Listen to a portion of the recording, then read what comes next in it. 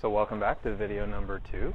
This is Eric's build and review for the 143. Money pit. Well, we addressed it as a 125 in the last video, but spoiler alert, this is a 143. This video is specifically about the suspension, and so we addressed in the last video your inspiration was it was stock, and you liked the look of the stretched bikes. Yep. And so going from there, like, how was it getting all the parts for the stretch? Like, what was involved in that? Getting the stretch was rather simple, really.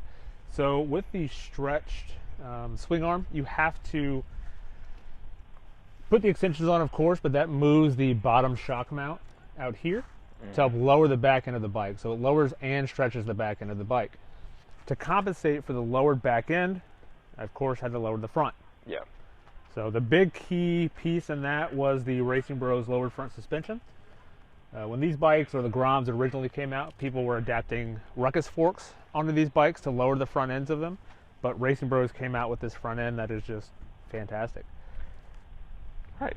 So you just slide the old ones out, slide the new ones in. Yeah, so on the forks, obviously there's new fork tubes. I did have to change the spring in there to the Racing Bros spring, just for the dampening on there. The stock spring is still on these. I do have the Racing Bros inserts to put in there. Maybe that'll improve the ride. It is a bit stiff up front. Yeah, I would imagine it's a lot stiffer with that shorter amount of travel. Very much so. And your clearance is different now, right, because of the lowering. Do you have any issues with it bottoming out or contacting any parts you don't want it to contact? No, I don't hit the fender or anything like that. It is really, really rough on bumps. Yeah. And I'm going to attribute that to the lowering, but also the stock springs that are still in there. Yeah. And hopefully the Racing Bros inserts will remedy that a tad. Okay. So now that your bike is no longer stretched,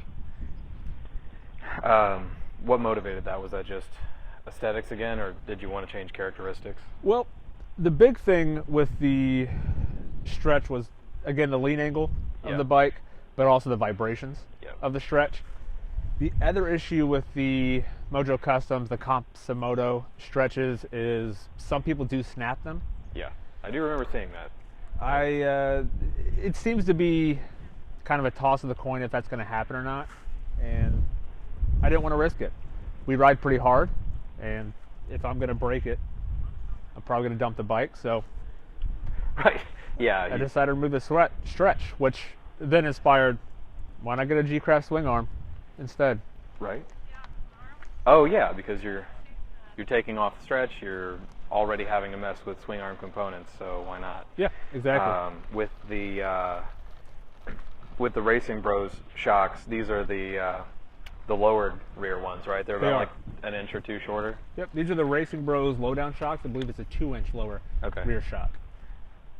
So then, let's see. How do you feel about the height? Right. I love the height of the bike. I obviously look massive on it, being 6 foot, but I absolutely love the height. I think that it really makes the Monkey look more like the Z50 that inspired it, with how small the bike feels now. Okay. Going from my bike to even your bike at stock height, it is dramatically different feeling.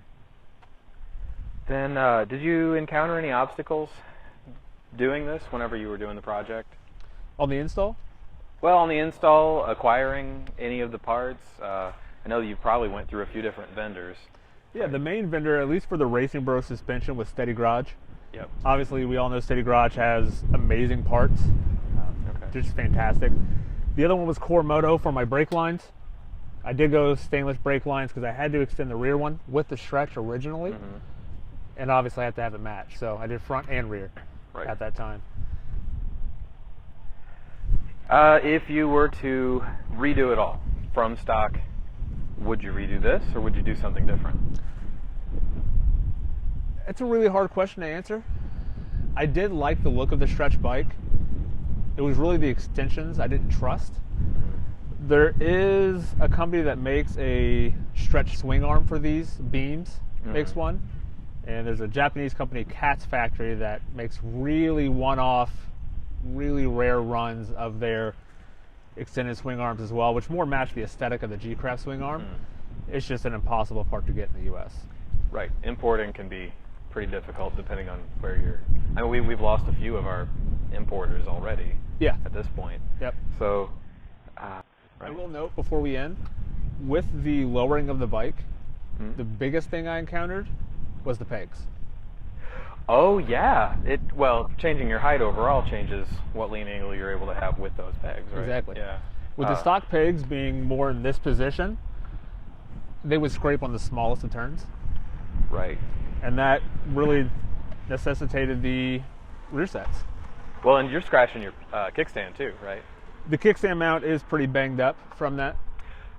And one thing we forgot to mention, this has a different kickstand. This one's off of This is the Chimera Z125 lowered kickstand, so the Kawasaki Z125 lowered kickstand. Pretty standard kickstand for lowered Groms and lowered Monkeys. Okay. But it's not an adjustable one. This is a fixed length. Yeah, it's just a little chode of a kickstand. Fantastic. And since your rear sets do have a fixed post, I guess you're not able to lean it down quite as far without scratching.